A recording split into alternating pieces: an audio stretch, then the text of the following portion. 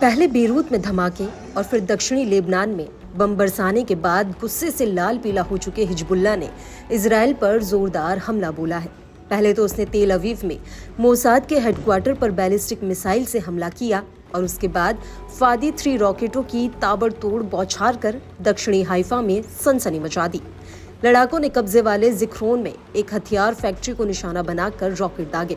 दूसरी बार हिजबुल्लाह ने फादी 1 रॉकेट हमलों से किरियात मोज़किन की बस्ती पर हमला किया। साथ ही लड़ाकों ने लेबनान के शहरों के पास उड़ान भर रहे 2 इजरायली फाइटर जेट्स को खदेड़ने का भी दावा किया।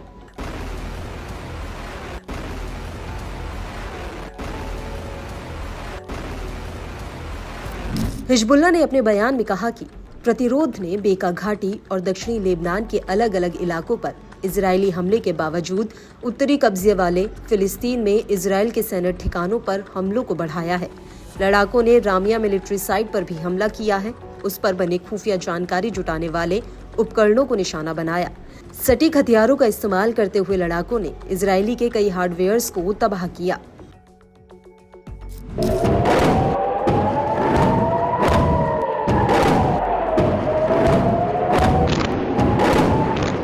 इजरायली मीडिया के मुताबिक पिछले 24 घंटों में माउंट हरमोन से लेकर अरावा घाटी तक इजरायल में ऐसा कोई भी इलाका नहीं बचा जो वॉर जोन से बाहर हो।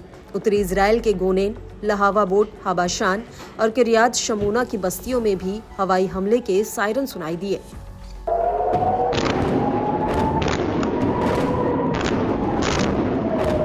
लेबनान के इस्लामिक प्रतिरोध ने फ्रंटलाइन साइट पर सीधा हमला बोलते हुए बिरानित बैरकों पर बड़े कैलिबर के तोपखाने के गोले दागे। इससे उत्तर में कैटजरीन से लेकर रोशपिना, सफद और माउंट मेरोन तक फैले इलाकों में लोगों को बॉम्ब शेल्टर्स में रहने की सलाह दी गई।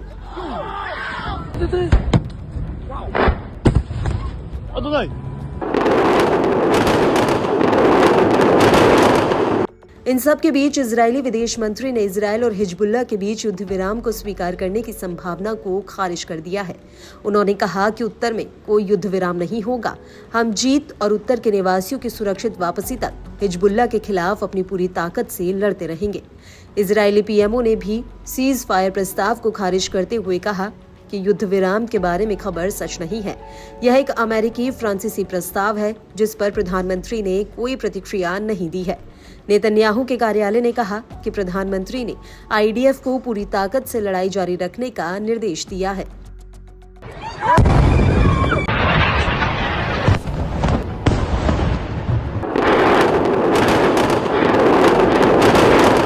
हिजबुल्लाह ने इजरायल के खिलाफ अपने ऑपरेशन को बढ़ाकर इजरायली कब्जे में जबरदस्त तबाही मचाई। इजरायली मीडिया आउटलेट की माने तो इजरायल ने पिछले 2 दिनों में ही अनुमानित $1.7 बिलियन का नुकसान उठाया है।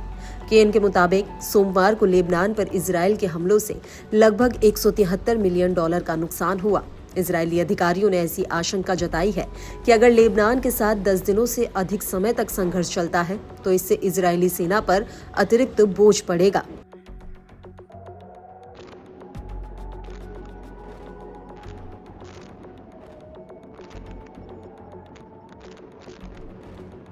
वहीं इजरायली मीडिया ने शिन बेट सुरक्षा सेवा के एक पूर्व अधिकारी के हवाले से बड़ा अंदेशा जताया।